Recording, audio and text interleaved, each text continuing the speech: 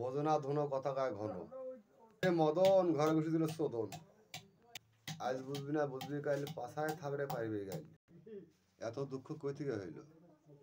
বাংলার মানুষ বুঝে নেন যে মানুষের কর্মদোষে কি কপালে দুঃখ দুর্ভিক্ষ চাপিয়ে যায়। ভাই কি কব দুঃখের কথা। এই দুঃখের কথা বললে আর কুল নাই। বাপ মাও সবাই আছে, ভাই ব্রাদার সবাই আছে, কিন্তু দুঃখ তো আর কোনো জায়গা নেই। সবাই ভালো, আমি শুধু খারাপ। কিন্তু আমি এমন একটা মানুষ, সবাই আমাকে খারাপ মনে করে, কিন্তু ভালো আর হতেও দিলে না, ভালো আর হবেও আর হবে না।